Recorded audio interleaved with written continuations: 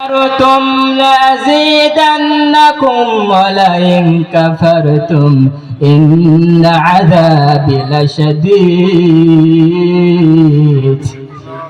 সূরা ইব্রাহিমের 7 নম্বর আয়াত। আল্লাহ রাব্বুল আলামিন বলেন, হে বান্দা, আমি তোদেরকে যে নিয়ামত দান করেছি, যে অনুগ্রহ করেছি, সেই অনুগ্রহের সেই নিয়ামতের তোরা শুকরিয়া আদায় কর। যদি তোরা শুকরিয়া আদায় না করি, যদি আমার প্রতি না শুকরিয়া হস, অকৃতজ্ঞতা হস, তাহলে আমি তোদের কি করবো জানোস? আমি তোদেরকে ওয়ালাইন কাফারতুম, তোরা জেনে রাখ, যদি আমি তোদেরকে যে নিয়ামত দান করেছি ওই নিয়ামতের শুকরিয়া যদি তোরা আদায় না করিস, ওয়ালাইন কাফারতুম, যারা আমার অকৃত হবে, ইন্না আযাবি লাশাদীদ, আমি আল্লাহর আযাব বড় ভয়ঙ্কর। আপনি দুনিয়ার কোন অবিশ্বাসন কর্ম করতে একদিন যদি আপনি সে কাজের মধ্যে উপস্থিত না হন, হাজিরা না দেন, আপনার বেতন দেবে? একে তো বেতন দেবে না। যদি আপনার রেগুলার 3 দিন না যান, তাও বেতনও দেবে না, আপনার চাকরিও নোট হয়ে যাবে। সেই মহান রব্বুল আলামিন আমাদের এমন একজন মালিক, এমন একজন মনিব, যে মালিকের ইবাদত করতে আমরা নাখোশ, আমরা বেজার।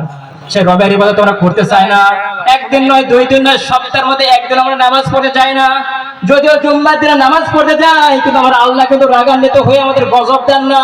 আমার আল্লাহ পাক কিন্তু বলেন না, বান্দা, তোর উপর 5 ওয়াক্ত নামাজকে আমি ফরজ করেছি, 5 ওয়াক্ত নামাজ তুই আদায় করিস নাই, কিন্তু জুমার বারে একদিন তুই নামাজ কেন পড়তে আসতে বল? যদি মসজিদের গেটের সামনে দারোয়ান হয়ে বসে থাকতো, ফেরেশতারা যদি লাঠি নিয়ে থাকতো, আমাদের কোনো উপায় ছিল বলেন? সেই মহান রব কিন্তু আমাদেরকে সুযোগ দিয়েছেন, আমাদেরকে ভালো হওয়ার তৌফিক দান করেছেন। তারপরেও যদি আমরা ভালো না হই, তাহলে এটা আমাদের কপাল, আমাদের দুর্ভাগ্য। আজকে আমি যে বিষয়ে আলোচনা করে যাচ্ছিলাম, এই বিষয়ে আলোচনা একটু সেন্সিটিভ বিষয়। আজকে আমার আলোচনার বিষয় হচ্ছে ডিউটি অফ প্যারেন্টস, মানে মাতা পিতার খেদমত।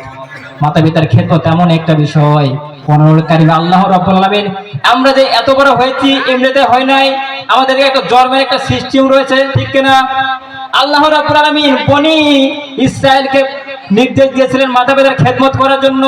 ওয়াইদ আখাযনা মিসাকা বানি ইসরাঈলা লা তা'বুদুনা ইল্লাল্লাহ وبالوالدين إحسانا وذي القربى واليتامى والمساكين وقولوا للناس حسنا وأقيموا الصلاة وآتوا الزكاة ثم توليتم إلا وأنتم معرضون।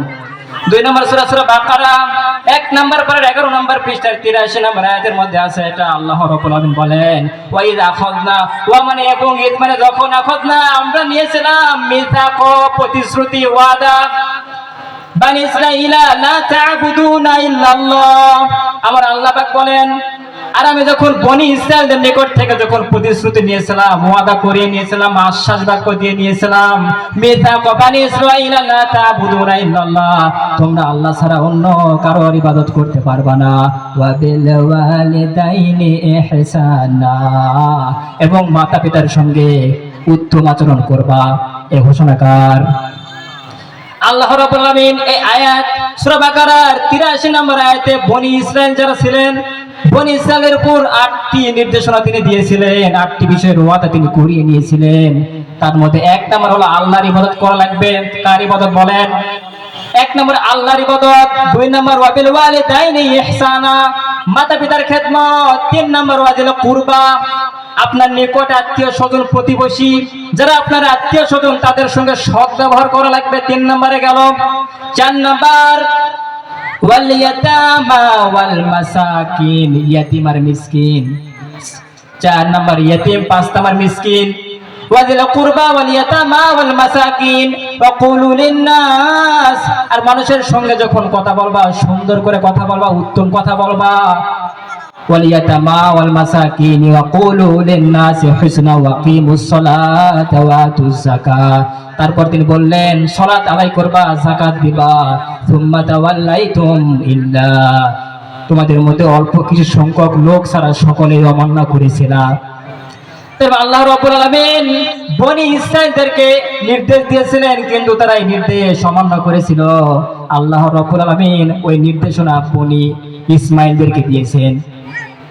আল্লাহ রাব্বুল আলামিন বলেন ওয়া'বুদুল্লাহা ওয়া লা তুশরিকু বিহি শাইআ ওয়া বিল ওয়ালিদাইনি ইহসানা। আল্লাহ রাব্বুল আলামিন বলেন সূরা লোকমানের মাঝে বলেন, তিনি বলেন ওয়া'বুদুল্লাহ, ইবাদত করবা আল্লাহ, ওয়া বিল ওয়ালিদাইনি ইহসানা, এবং মাতা-পিতার খেদমত করবা। আল্লাহ রাব্বুল আলামিন আমাদেরকে যে সৃষ্টি করেছেন, মায়ের গর্ভে আমাদের সৃষ্টি করেছেন কোন প্রক্রিয়া, এখন চলো আমরা কোরআন থেকে জেনে আসি। আল্লাহ রাব্বুল আলামিন বলেন ওয়ালাকাদ খালাকনাল ইনসানা মিন সুলালাতিন মিন তিন। আর আমি অবশ্য মানুষকে সৃষ্টি করেছি ওয়ালাকাদ খালাকনাল ইনসানা মিন সুলালাতিন মিন তিন, তাদেরকে আমি সৃষ্টি করেছি মাটির নির্যাস হতে। আমরা কিন্তু সরাসরি মাটি থেকে তৈরি নয়। আদম আলাইহিস সালাম ছিলেন মাটির তৈরি, কিন্তু আমরা কিন্তু সরাসরি মাটির তৈরি নয়, আমরা মাটির নির্যাস থেকে তৈরি। এখন আধুনিক বিজ্ঞান বলেন একটা মাটি একটা মানুষকে যখন সৃষ্টি করা হয় তার মধ্যে মাটির উপাদান থাকে, আর মাটির উপাদান মূলত প্রথমত 4 প্রকারের। একজন সুস্থ মানুষের শরীরে 4টি উপাদান সব সময় থাকে। একটা আমার নাইট্রোজেন, অক্সিজেন, হাইড্রোজেন, কার্বন, এই 4টি উপাদান থাকে।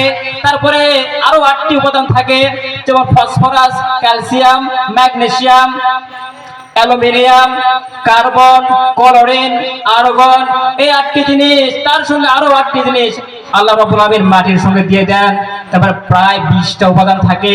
এই 20টা উপাদান যখন সমন্বিত হয়, তখন আমরা সমন্বিত করার পর আল্লাহ রাব্বুল আলামিন যখন এগুলো আমাদের শরীরের মধ্যে প্রবেশ করে, আল্লাহ রাব্বুল বলেন সুম্মা জাআলনাহু খালকান, আল্লাহ রাব্বুল আলামিন নুতফা, এরপরে তিনি আমাদেরকে এই সমস্ত উপাদান থেকে তিনি বীর্য তৈরি করেন। এই সমস্ত উপাদান আল্লাহ রাব্বুল আলামিন বীর্য তৈরি করেন।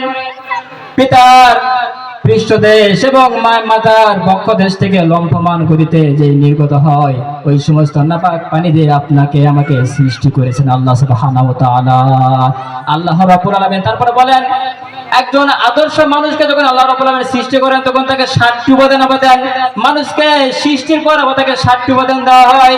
যেমন আল্লাহ রাব্বুল আলামিন আমাদেরকে সর্বপ্রথম সৃষ্টি করেছিলেন বীর্য রূপে, শুক্রাণু রূপে। শুক্রাণু রূপে আল্লাহ রাব্বুল আলামিন আমাদেরকে সৃষ্টি করেছিলেন। শুক্রাণু থেকে তিনি সৃষ্টি করেন আমাদেরকে রক্ত রূপে, রক্ত থেকে আমাদের তৈরি করলেন গোশত রূপে, গোশত থেকে আমাদেরকে তৈরি করলেন হাড্ডিতে, আর হাড্ডির উপর আবার নতুন করে আবার আবরণ দিলেন মাংসের। আবার তারপরে আল্লাহ রাব্বুল আলামিন রূপ সঞ্চালন করলেন। এই 7টি প্রক্রিয়ার মাধ্যমে আমাদেরকে আল্লাহ রাব্বুল আলামিন সৃষ্টি করলেন। আল্লাহ রাব্বুল আলামিন বলেন তারপরে তিনি এগুলো প্রসেসিং করে সৃষ্টি করলেন। এই মর্মে একটা হাদিস রাসূলুল্লাহ সাল্লাল্লাহু আলাইহি ওয়াসাল্লাম বলেছেন عن عبد الله بن مسعود رضي الله عنه قال حدثنا رسول الله صلى الله عليه وسلم هو الصادق المصدوق।